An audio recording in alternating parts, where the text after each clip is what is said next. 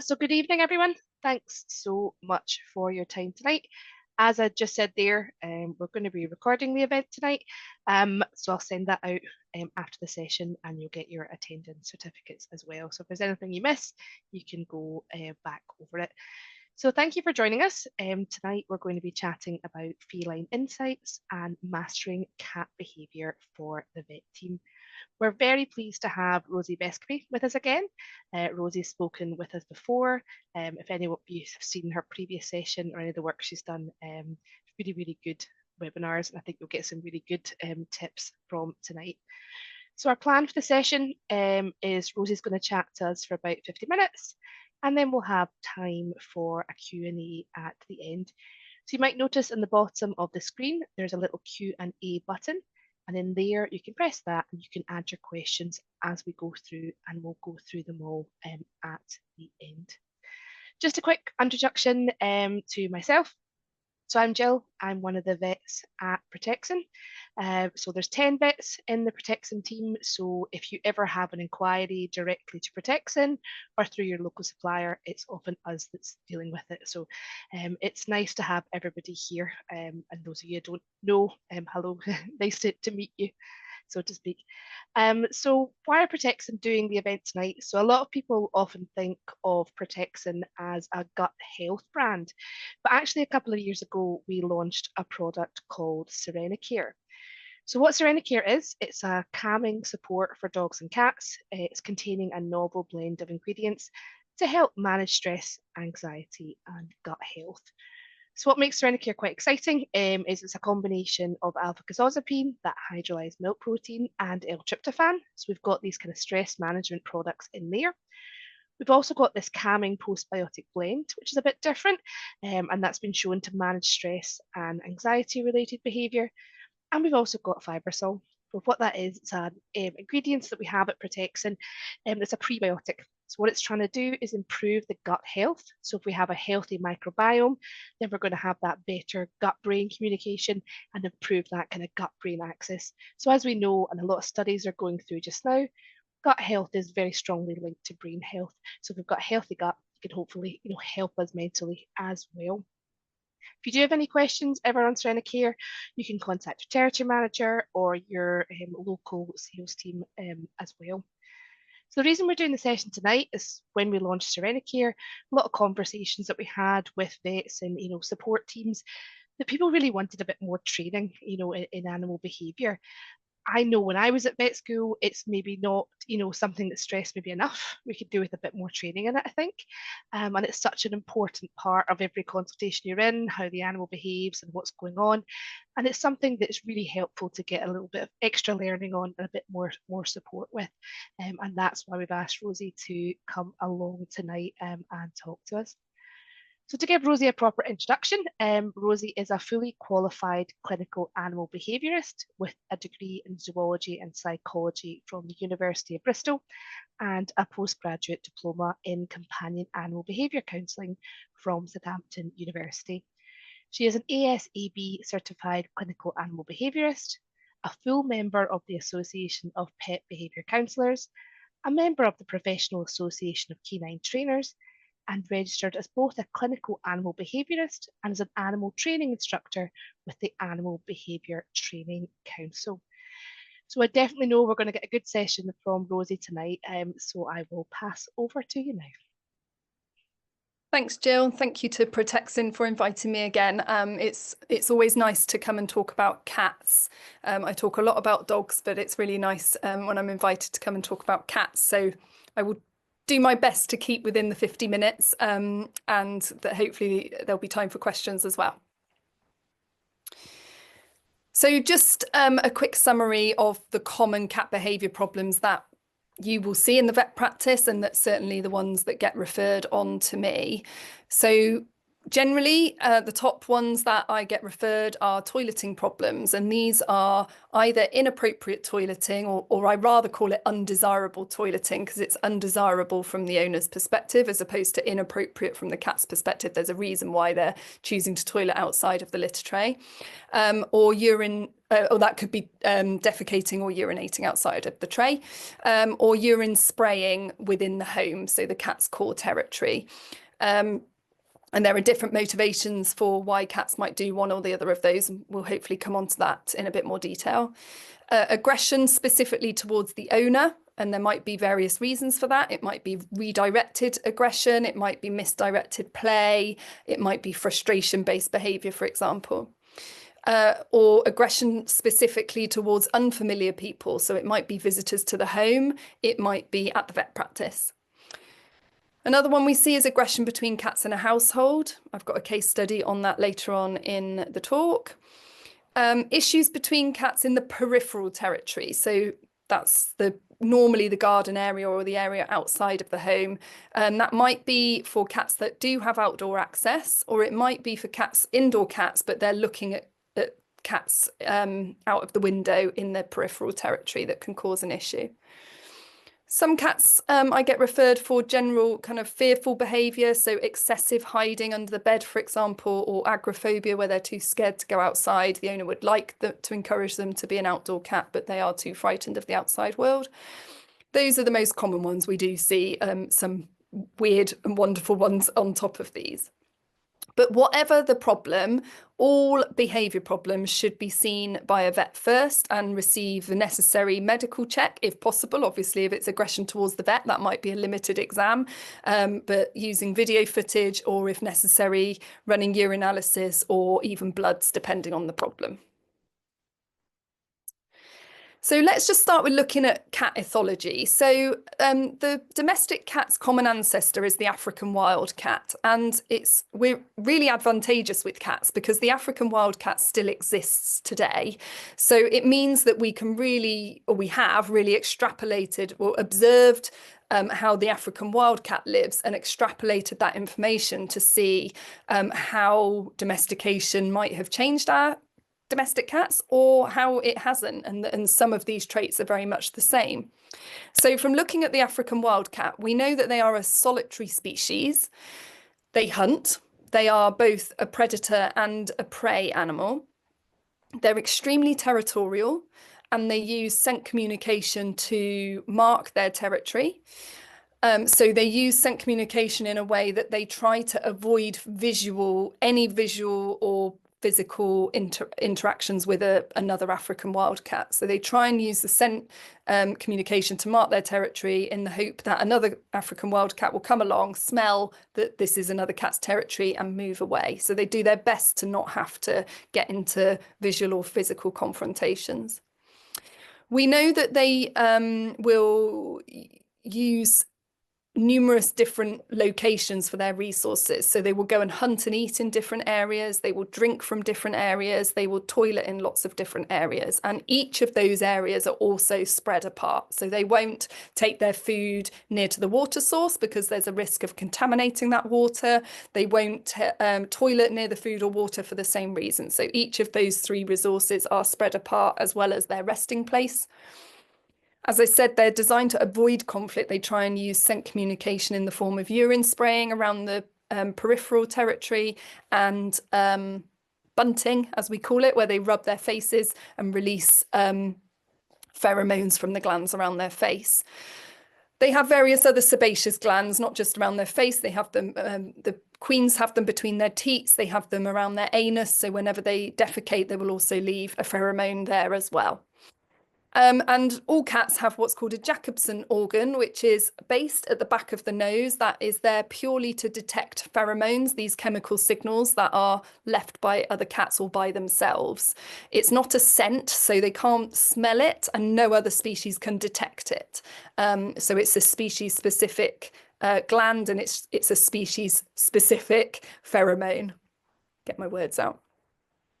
So we'll piece that together, that ethology of the African wildcat. We're going to piece in to all the problems that we're going to look at today that cats show.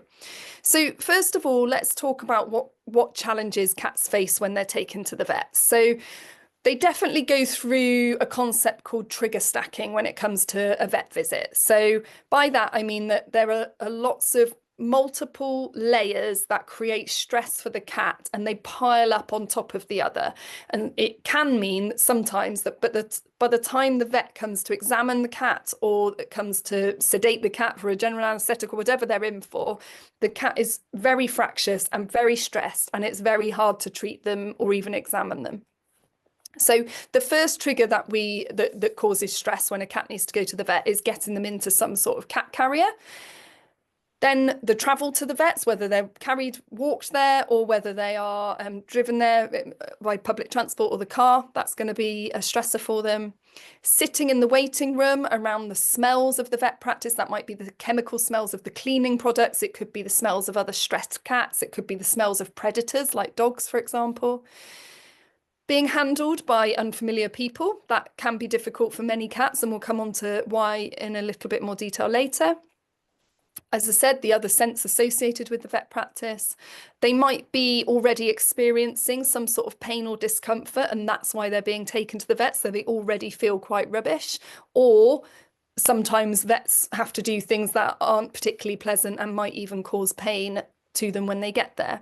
And then for some cats that are going to stay in for any amount of time, they are confined to a small kennel, cattery sized area out the back.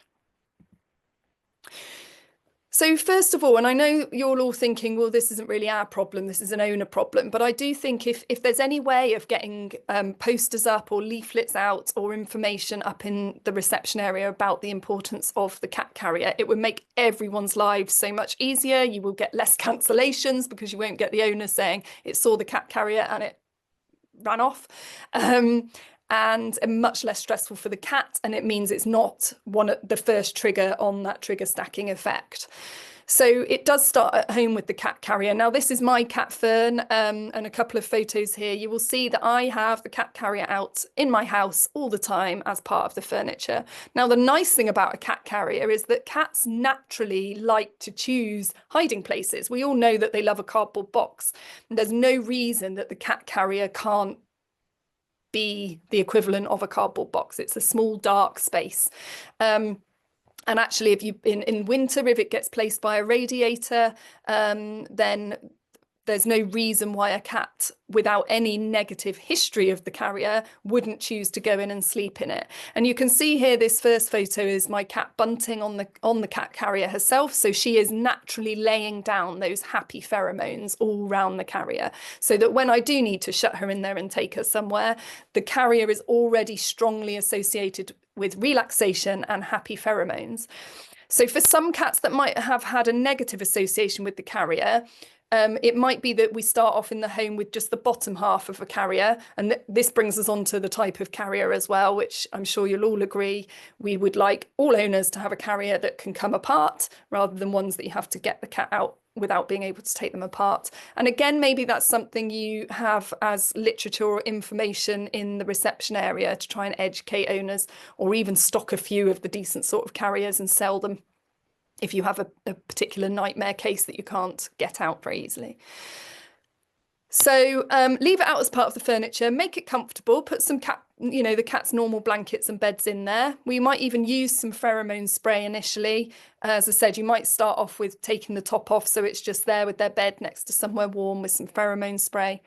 And in an ideal world, we would just put some treats in there every now and then, so that the cat finds something delicious every time they choose to venture in there. And then when you do need to get them in the carrier to take them somewhere, you would just do the same, put some food in there, and then your cat will hopefully walk straight in, and you can close, and I'm talking about the owners here, can close the door and take the cat off.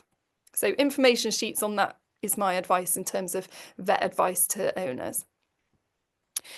So then we can't do much about the travel aspect of getting them from the cat carrier to the vet practice. That bit is likely going to be stressful for cats, but once we get the cat to the vet practice, we can certainly make the reception area as stress-free as possible. So If possible, we would have a separate area for cats compared to dogs or small furries. If you've got a very small reception area, then at the very least, I would put chairs back to back so that cats and dogs are and owners are facing separate parts of the area. If it's not big enough to do that, then I would suggest either the dog owners wait outside or in the car, or the cat owners wait outside and in the car, because that's very difficult for cats and dogs to be in proximity to each other. Cats, as I've already said, will naturally choose to like hidey places, but they also like high places. So the receptionist can encourage owners to put the cat carrier under their chair with their legs in front of them, so they're kind of hidden under the chair, or up on a chair next to them, or some people will have stands. Some vet practices have stands in the reception area that you can suggest that they pop their carrier onto, and if they don't already have one, provide them with a blanket. You might pre-spray it with some pheromone spray and drape that over the carrier as well, so that the cat is feeling more hidden and more confined. So then we move on to introducing yourself to the cat, and many of them won't want to be introduced to, unfortunately. It's the nature of the cat and the fact they're already stressed. So the more we can do this in a hands-off way, the better from the cat's point of view. So to start with, whatever the type of carrier they've got, I would just open it, start taking the history and chatting to the owner. Place some treats outside the carrier, pop it on the table, by the way, because cats like heights. Rabbits and dogs do not like heights, as a side comment. So if we can examine them on the floor, they'd much prefer it. But cats, that's what the table is for. So place some treats outside the carrier and give them a chance to come out of their own accord. If they're reluctant to come out, and we can do so with the style of carrier they've got, then I would examine them in the carrier, or at the very least on the cat's own bedding. So if we do need to get the cat out of the carrier, or even if they walk out on their own accord, I would then remove the bedding as well and examine them on their own bedding, providing more treats as you examine them. We want to do everything with all animals in the vet practice with minimal restraint. As soon as we start restraining them in any way, we are removing all concept of choice and control from the animal, which inevitably causes them to feel more stressed and often to get frustrated or more frightened and fight against and escalate their behaviour. So actually, in the long run, restraining animals is going to make your job harder. It's going to cause an ongoing negative association with the vet practice, and it's going to make the animal's behaviour escalate each time they visit. If we do need to do any sort of restraint with cats, I would always recommend using a towel or a blanket to wrap them. I call it a burrito wrap. So whichever part of the cat you need to get access to, you would wrap either their head and their front end if you need to get to the back end, or the other way round, but include the feet, so you've literally got the wrap, so it's just the cat's head sticking out, so you've not got any chance of claws getting you. And we'll come on to the kennel in a moment, but in every kennel, every area, however small for the cat, they should have a high and a hiding place. They're normally in one, I see them as one thing, so it's a hidey place with a table they can get on top of that fits in a nice small cattery sized pen.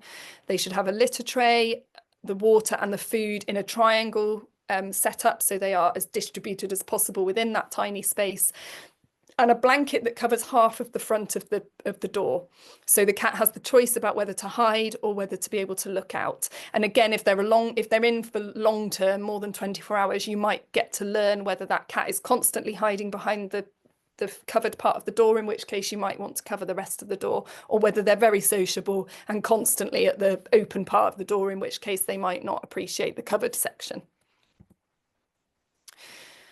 So then it comes to the actual examination. So I've already said we'll try and do it on the table, because heights for cat equals safety. So here's again Fern at her last vet visit, making use of the high spaces in the consult room.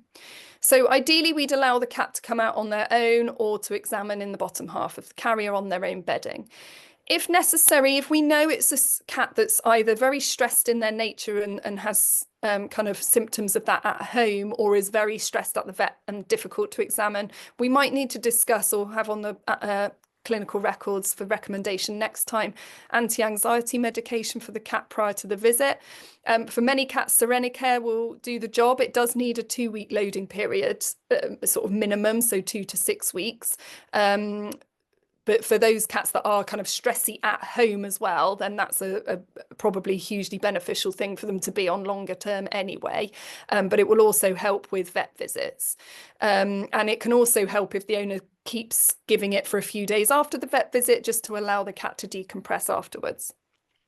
And when it comes to the types of treats that every consult room should have, a variety is key. So licky licks, the sort of wet stuff for you to sort of smear on the table and the cat might lick at as you're examining them, or the pill putty you can squish into the table or into different shapes, or you might get some crunchy treats that are available as well. Different cats will have different preferences, and depending on what you're doing with the cat, you might want to use different textures treats. Again, here's Fernie at the vet's. We put her blanket on the weighing scales and she happily walked herself on and plonked herself for a little lie down while me and the vet had continued having a chat. So we can set up these vet visits to make cats as relaxed as Fernie is. Stress at the vets doesn't just impact the cat at the vets and your ability to examine and treat the cat, but it will also impact the cat well after their visit. So that trigger stacking effect, that cortisol will remain in their bloodstream for several hours or days, depending on how stressful the event was for them. And if we do attempt to ignore signs of anxiety, the cat will learn to escalate their body language to communicate more clearly that they want to be left alone. So if we do increase restraint, we need to think about the long-term implications of that. So a low stress visit will benefit everyone. Now, cats will feel relieved to go home, but as I said, the cortisol will remain in their system for a while. And when you have a patient that you know is from a multi-cat household, so there's at least one other cat at home, these owners really must be given information about bringing that cat home, because it is a really common cause of two previously bonded cats falling out and never being able to reunite those bonds again. Because cats are, so the slight difference between the African wildcat and the domestic cat, the African wildcat is very, very, very solitary and very territorial. We know that the domestic cat, they can live in groups. We know from sort of feral free-ranging cats that they can live in groups, and we know in the home environment that some cats can be very, very bonded with each other. So we know that is possible, but they are not an obligate social species like dogs are. And that means that if the initial introduction doesn't go well, or there is a fallout at some point in that cat's relationship, it's very hard to go back. So when we reintroduce a cat back to the home that's been at the vet's, or if one has been anywhere, like a cattery and one's been at home, for example, we need to make sure that that reintroductory process goes carefully. So again, handouts or information sheets you can give to an owner from a multi-cat household when one cat has been at the vet's will massively prevent hostility in that reintroduction. Again, one of my case studies is about this, so we'll come on to this in more detail in a moment. Oh, here we are. Here's the case study. Perfect timing. So this is a house of two cats that I went to see called Clara and Ruby. They weren't sisters, but they looked like they could be sisters, but they were previously very bonded cats. So well, they weren't very bonded, actually. I've just remembered. It was a potential what we call unidirectional bond. So one of the cats was very attached to the other and would go and groom her and would choose to go and lie up next to her. Whereas Ruby would tolerate Clara doing that, but she would never do the same the other way around. So the cats had to have a period in a cattery where for some reason they were kept in separate pens, and Ruby had an eye problem that had required multiple trips to the vets and the owner giving eye medication at home on a regular basis, which the owner managed, but she felt that Ruby found it very stressful. And after the last vet visit for Ruby's eye, when the owner brought her back in and opened up her cat carrier, they were both hissing at each other.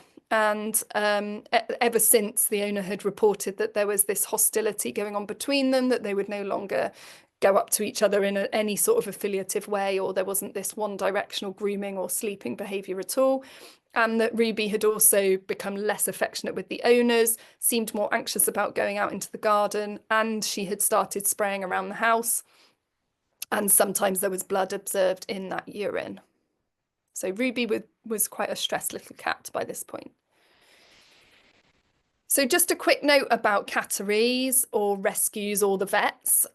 So what is stressful for cats about these environments? So first of all, it's generally a much smaller space than the cat is used to. So they are suddenly very confined.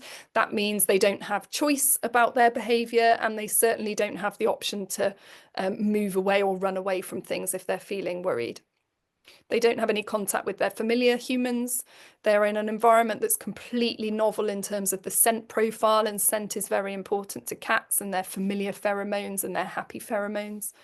It's boring, like when you're in a confined space and you haven't got the interaction from your familiar people or space to play. It's very boring. It can be more chaotic than at home because, again, they've only got a one view out of their environment normally, and there might be a lot of activity going on outside of there. In many places, there might be an element of sleep deprivation. Cats will obviously sleep a fair amount during the day, but if it's a busy environment all day, then their sleep's going to be deprived. They might be smelling other stressed cats, or at least other cats, even if the other cats aren't stressed. And when you've got a territorial species, that can be difficult. They're being handled by strangers. Sometimes in the vet environment, it's not going to be particularly pleasant handling in terms of unpleasant things being given to them, injected into them, etc. And in some places, we've got air conditioning on, or the radios might be on the top of a cat's kennel and vibrating down into the kennel. So be aware of that. So in Ruby and Clara's case, there was, from talking to them, there was clearly some stress going on from neighbourhood cats kind of simultaneously to these stresses that Ruby was going through in terms of her eyes and her treatment. So I think a new neighbour had got a young cat that was spending a lot of time in their garden and was kind of pouncing on Ruby whenever she went outside. We know that she found the period in the cattery stressful as well. The owner had reported that the cattery owner had told them she seemed very stressed. She was then suffering from recurrent feline idiopathic cystitis, is exacerbated by these treatments. And that's a cyclical issue then, because it's painful to urinate. That increases stress. Stress increases the issue, and you end up with a right pickle. And the reintroductions from the periods at the cattery and the vets were just done in terms of walking in, opening the carrier, and not giving the cats any time to decompress from their stressful periods, but also to get that scent profile, that familiar scent profile, impregnated back on them before they were then introduced to each other. So that's what's really important. I would generally recommend, I mean, if it's just a quick vet visit for a consult, and then they're home again, I would recommend an hour or two separated in separate rooms of the house before reintroducing. If it's a cat that's been away overnight or for longer periods, then I'd recommend a 24-hour period of segregation so that that cat that's just come home can decompress and can get the familiar scent of the home back on them. We don't quite know what it is that the cats are freaking out about when they are reintroduced, when they come back from somewhere unusual, but it's likely to be the scent profile. Sometimes if they're wearing a buster collar as well, the whole thing is just off. They don't smell like my friend. They don't look like my friend. So when we talk about stressed cats, what do they actually look like? I think we all know cats that are hissing or attempting to bite or scratch us are very stressed cats. But for cats, there are a lot more subtle signs that they show before they get to this point. And very often, owners do not pick up these signs, particularly in multi-cat households. So we've got their very wide eyes, their dilated pupils, their ears might get pulled backwards. Staring in cat body language is threatening. So very often in multi-cat households, an owner will think that one cat is the nasty one, but actually they are simply responding because they have been pushed to respond by another resident cat that has been eyeballing them constantly and blocking their access to get out of a room, for example, or access to a resource. So eye contact and staring is very, very threatening in cat body language, and we really need to identify it and diffuse the situation for the cat that's being stared at. Constantly crouching and not settling down to sleep or moving away. The tail, obviously, we know that a flicking tail is not a sign of a happy cat. A sudden groom. So when a cat is having a proper groom wash, they will do so, they almost fastidiously do their whole body before they lie down and have a nice long sleep. When a cat is active and they very suddenly stop and give themselves 1 or 2 licks down quite aggressively almost, that will be in response to a minor stressor normally, but something has happened that's made them just need to do something to sort their coat out or to as a kind of displacement behavior. So cats do tend to internalize stress. It can be difficult for us to observe their body language to notice these earlier signs of stress.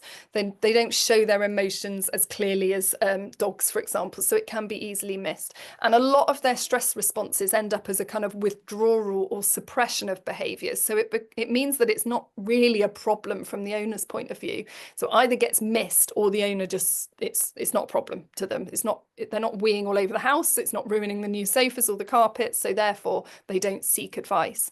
But things like loss of appetite, loss of self-care, grooming behavior, increased resting or pretend sleep. So this photo here is a cat that is not actually asleep, it's just pretending. Increased hiding or social withdrawal, reduced play, and reduced movement around the home or going outside are all signs of a cat that's struggling with something. But then we come on to more obvious symptoms, which are the ones that I listed at the start that generally get referred through. So the inappropriate or undesirable, urination or defecation, urine spraying inside, increased scratching on surfaces or in new locations, aggression and over-grooming, although over-grooming is very commonly a medical issue. Sometimes behavioural advice can help to just make the environment less stressful for the cat, but generally speaking, there will be a medical component to that. So what makes cats part of the same social group and bonded? They are part of the same social group if they wash each other, they sleep in physical contact, so like croissants actually touching each other, and they greet with nose sniffs or facial rubs or their tails entwined, or they might rub their bodies up against each other when they greet each other. Here's a photo of my cats. One is Fernie, who you've already met, and the other is Holly. And you might take from this photo that they are a bonded pair. They look lovely and relaxed there in their sleeping locations. They're not a bonded pair. So they don't ever choose to curl up in contact with each other or wash each other. So just because they are in close proximity here, that is out of choice, because they have multiple resting places that tick all the cat boxes, like warm places next to a radiator or high places. So it does mean that when they choose to be near each other like this, it is out of choice and not because they have no choice. They're being kind of forced to tolerate each other.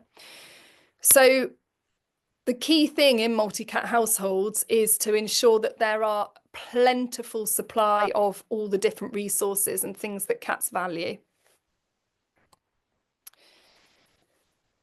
We know in a study that around 29% of owners of multi-cat households reported overt conflict or tension between their cats. And by overt, we're talking hissing, growling, fighting. So really signs of a very, very stressed cat by the time they get to that point. So nearly 30% of owners reported that level of stress and conflict.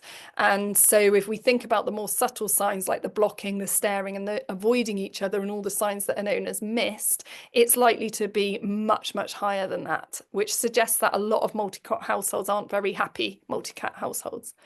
As I've said, they're not obligate social creatures, so they don't need to repair their bond after aggression.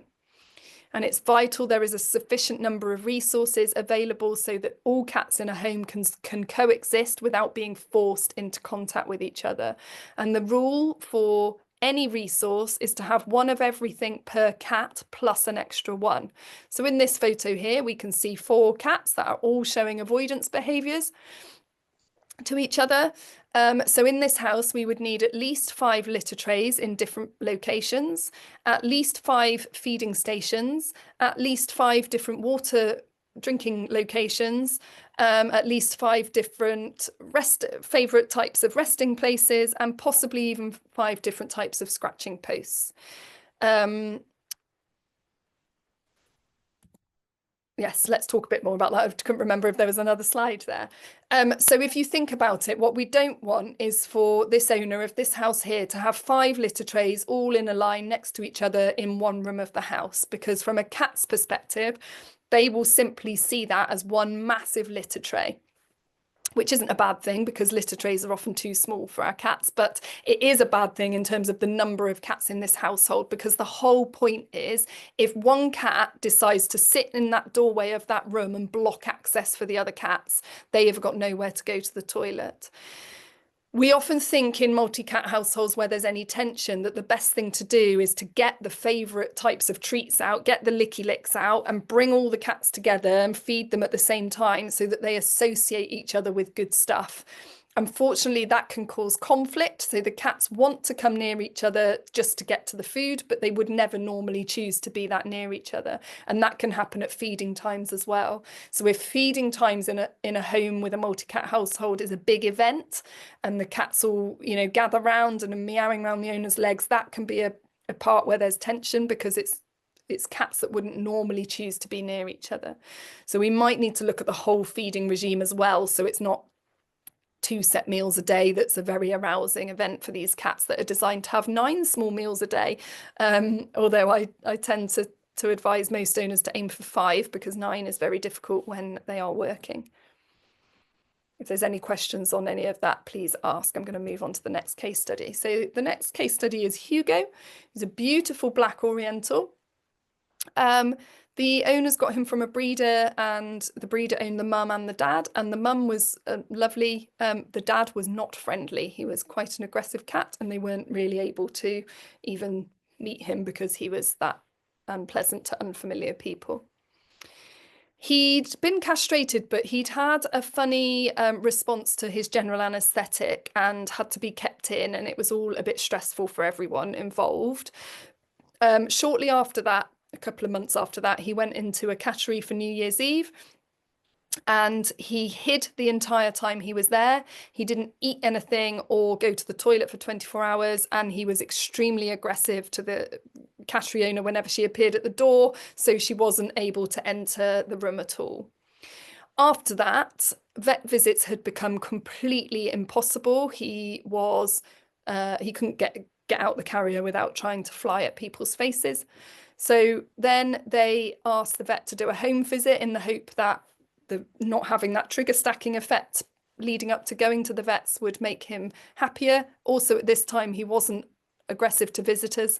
So they asked a home visit from the vet. And unfortunately, as soon as the Hugo saw the vet, he's not stupid. He knew the smell of the vet and he ran, and they all were running around the house trying to catch this cat. When they did, he wet himself and it was very, very, very traumatic. And after that, he became aggressive to all visitors to the home. And the owners struggled to do any kind of husbandry or anything to him at home as well. So he was a very stressed cat by this point. So what did we do? We looked at reducing his overall stress levels. This was stage 1. So before we looked at any of the specific issues, we just looked at reducing his overall stress levels. So on the right hand side here, I've got a list of what we did to reduce his overall stress. So we looked at making his routine as predictable as possible and giving him the perception of full control over his environment. And we looked at making his home environment as feline friendly as possible. He was a house cat, by the way. So we looked at the environment in a 3-dimensional way, because cats view their environment in a 3-dimensional way, which means they look at what height is available to them and not just looking at the floor space and the odd bit of furniture. And owners can do this as thoroughly as they like, really. In an ideal world, you would have cat shelving, particularly for an indoor cat that doesn't have outdoor access, and particularly for very active cats like the Bengals. You would have cat shelving around every room of the house so that the cats can climb and sit up high and get round each room via the cat shelving.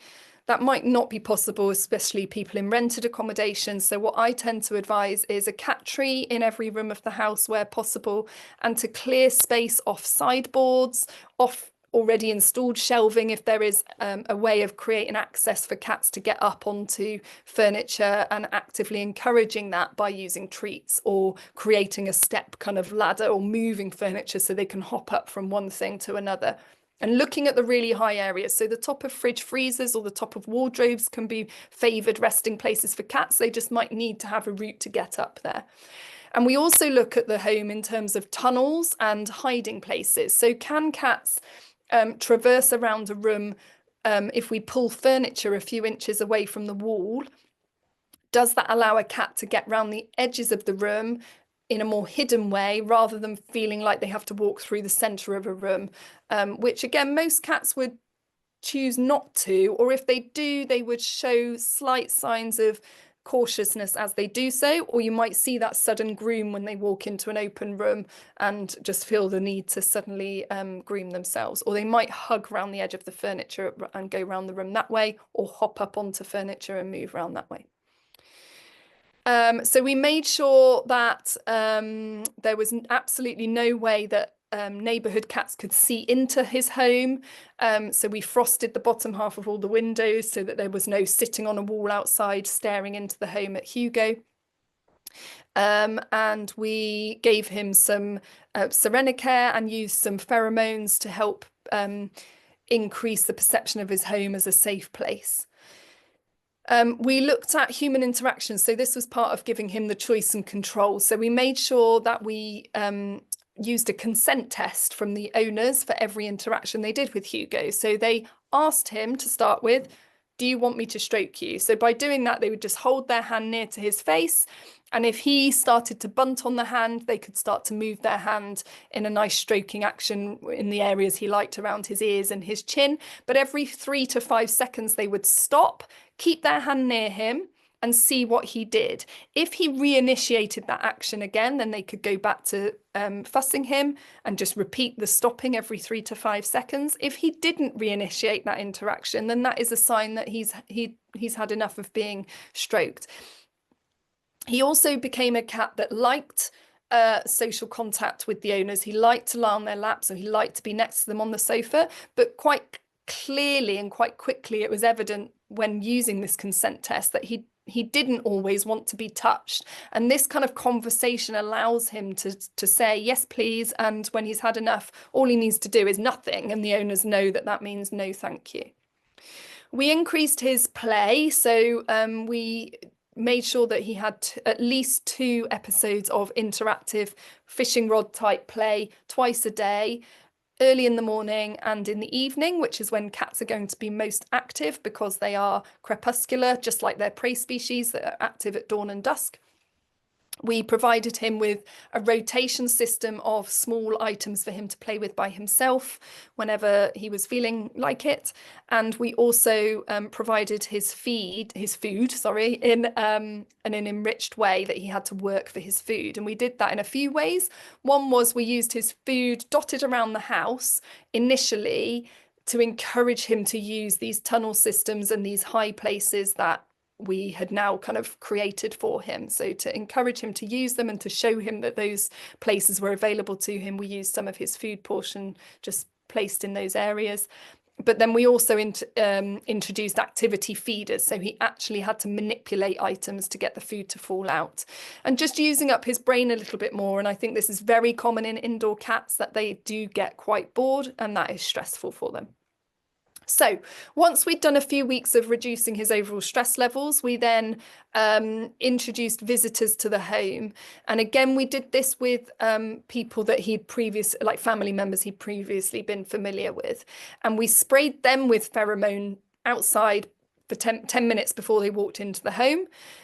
We initially gave Hugo their shoes or their bunch of keys or a coat for him to really get some scent information about the person before he was introduced to the person directly. And we asked them to stay passive and allow him to come up and sniff them and actively ask to be stroked. If he didn't ask to be stroked, they were to keep their hands to themselves. We separately to that worked on a desensitization and counter conditioning program to handling by the owners at home. And we taught him to go to a mat. And whenever he went on this mat, good stuff happened. He got all his favorite treats.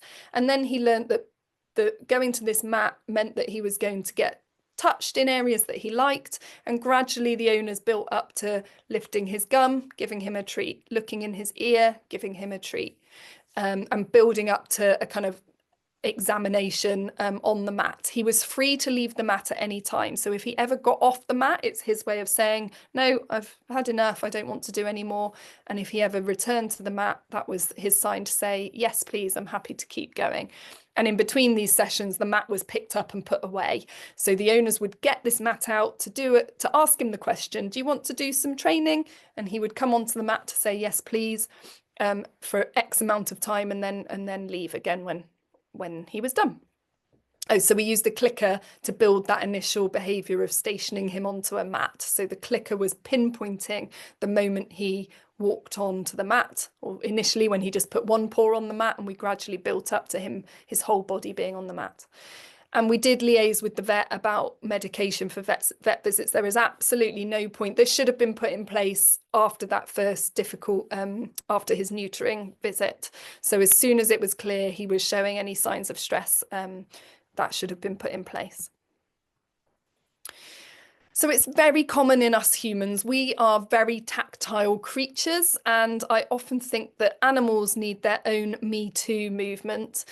We love to touch and put our hands all over animals without caring whether that animal is enjoying it or consenting. And the thing is as well with animals is that most of them navigate their world through scent far more than we do. We are visual and auditory species and tactile species. And so what will happen is an animal will approach a person simply to smell them and get information about them, which we do visually. But because the animal has approached us and come right up close to us, we think that is a way of that animal saying hi and asking to be touched. It's not. And actually, if you refrain from touching an animal that's approached you and observe them instead, what you will notice is either that they just sniff you and then choose to move away, or they sniff you but stay close but still don't want to be touched because they're still sussing you out, or they will actively ask to be touched. And when an animal actively asks to be touched, it's really obvious. So dogs will gaze or paw or nudge a person. A cat will generally start rubbing their face on the person. And again, you can just offer your hand for them to start rubbing onto your hand, and you can then build that into stroking. So we'll often see, or I'll often get referred cats that are aggressive to the owner or to people. You know, they will tolerate so much stroking and then they'll suddenly decide they've had enough and lash out. Normally it's because they didn't give consent to be stroked in the first place, but also the problem with cats is they want to feel in control of this interaction. So if we are there then constantly touching them, we think the cat said, yes, please. And so we just start touching them and don't give them the chance to say no. They will at some point shout no. So if we just have this rule of every 3 to 5 seconds stopping and asking the question from the cat's point of view, do you want me to carry on? That just means you keep your hand near them and see what they say. And as I said, some cats want to be in proximity, but without being touched. I wouldn't want to be constantly stroked by my husband sitting on the sofa next to him. I just like sometimes sitting next to him. Another general rule is if a cat is sleeping or a dog is sleeping, just leave them be. Don't go and disturb them, even though they do look so cushy and snuggly when they're all curled up like a croissant. Try very hard not to disturb them. Certainly at least wake them verbally before you go putting your hands or even your face near to a sleeping cat. And when unfamiliar people touch a cat or stroke a cat, they are also impregnating the cat's coat with their unfamiliar scent. And I think this must be like those great aunties who have perfume all over them, and after you've given them a hug and they've insisted on giving you a massive kiss and a cuddle, you smell their perfume for the whole rest of the day. It's impregnated on you. And I think for animals that navigate their world through scent, this is what it must be like when an unfamiliar person puts their hands all over them. That cat now has got that unfamiliar person's scent until they've given themselves a really good groom and got rid of it. And that's really stressful. So again, just apply that to how a cat feels by a veterinary examination, and why using their bedding is very important. And if we do need to use any form of restraint, we use a burrito wrap, ideally with the cat's bedding, so we're not impregnating them with all these smells from the vet practice. As I said, many cat homes do not take into account the fact that cats like to hide and they like to get up high. Every cat should have the opportunity to do that. So for cats who are arthritic or older and maybe unable to jump up, they need to have more step options to still be able to get up, but without having to do the jumping. And it can be as basic as owners getting a delivery and leaving the cardboard box out for the cat to spend some time in. As I said, it could be as basic as leaving a wardrobe door open, so the cat can go into that wardrobe in a nice hidey hole and have a sleep in there. So this is all, this is all ways to de-stress for Hugo, but also just in terms of what makes a feline friendly environment for all cats. So here's a nice photo of a really inappropriate feeding and drinking station for a cat. Again, if we look back to the African wild cat, we know that cats will never choose to drink and eat near each other. So these types of food bowls should never have been invented, and they shouldn't be used in a veterinary environment either. As I said, even in those tiny confined spaces, we still need to be spacing these things out in a triangle shape as much as we can. Water bowls, from a cat's point of view, they prefer them to be ceramic, not metal and not plastic. They like the water to be filled to the brim so that they don't have to touch their whiskers on the sides of the bowl or lower their eyes so they can't keep looking out as they drink.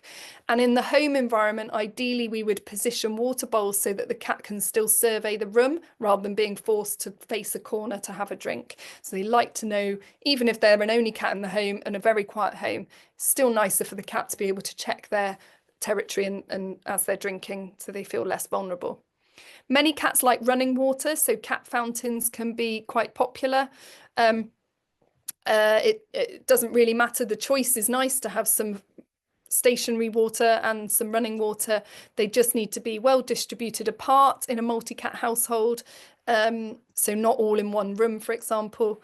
And the same with feeding areas. So again, if you've got a cat that can self-regulate with low value food, then free access to food in different parts of the home can be one way of feeding them. But if you've got a cat that is very greedy and unable to self-regulate, then they might need multiple small meals a day. And used, ideally, we want our cats to be working for their food. They are hunters, and the domestic cat is a scavenger. They are not designed to eat from a bowl 2 or 3 times a day. They are designed to have to work quite hard to get their food.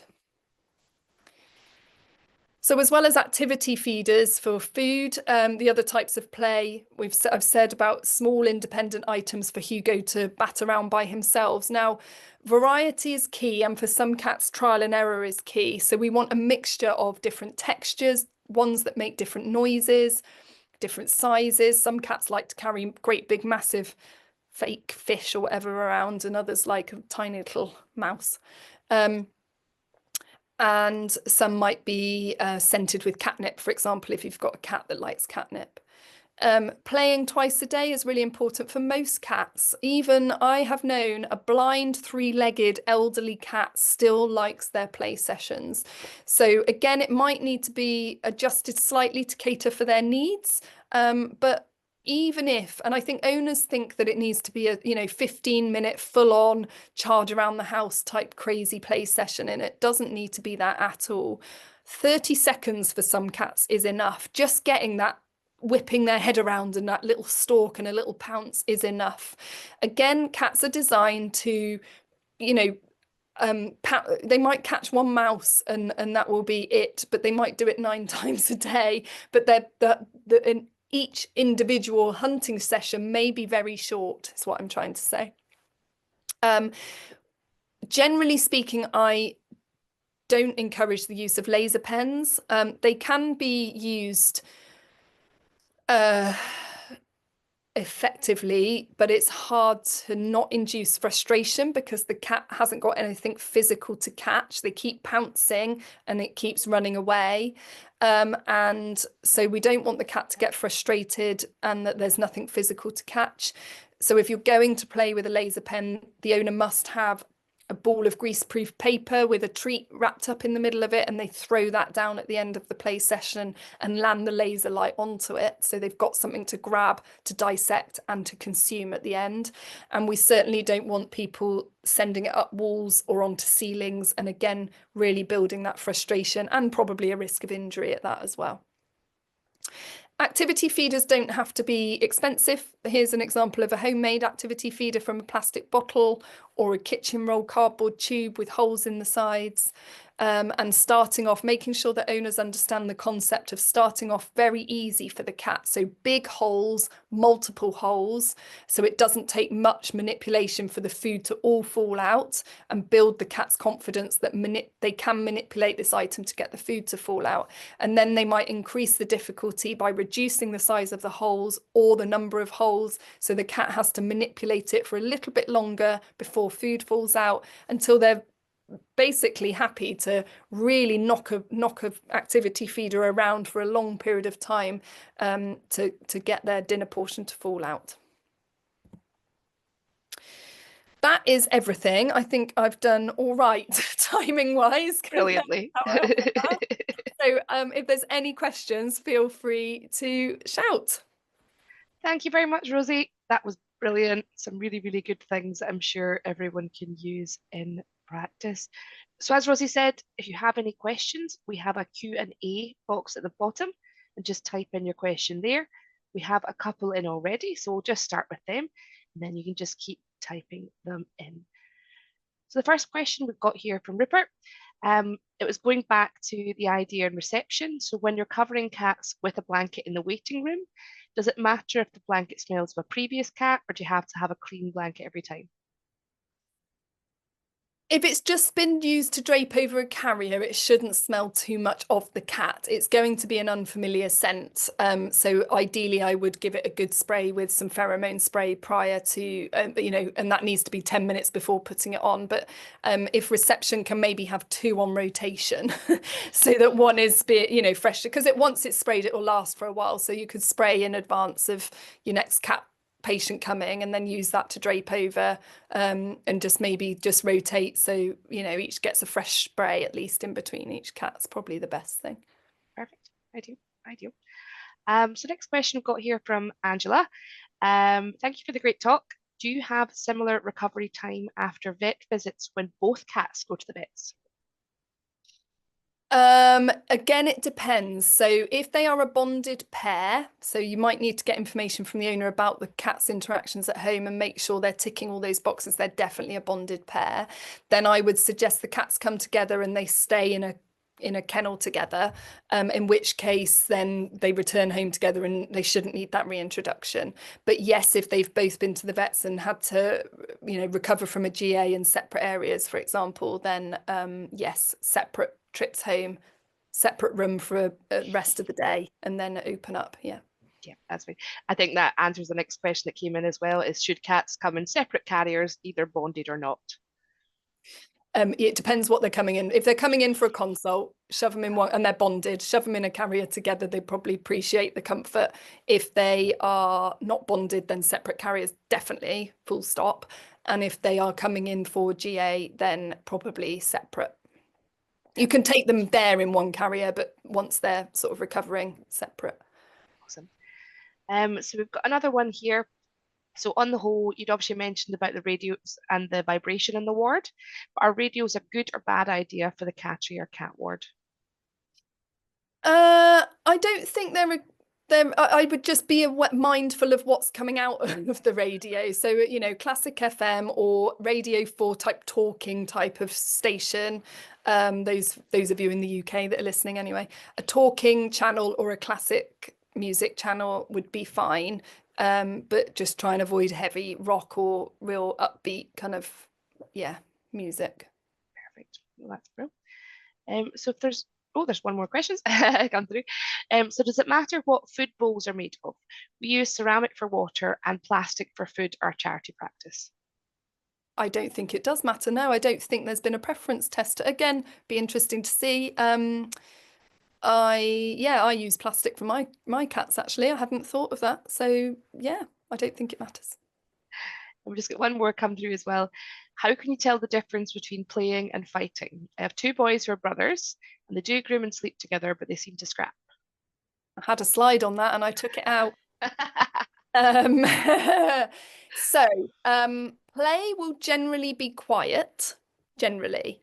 But they'll still do the kind of posturing of, you know, back arched back and bouncing around from each other, but it's generally quiet. And if one of them starts to become noisy, it's normally that the other one's taken it too far.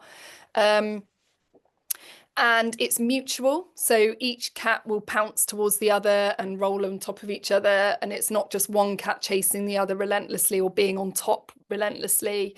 And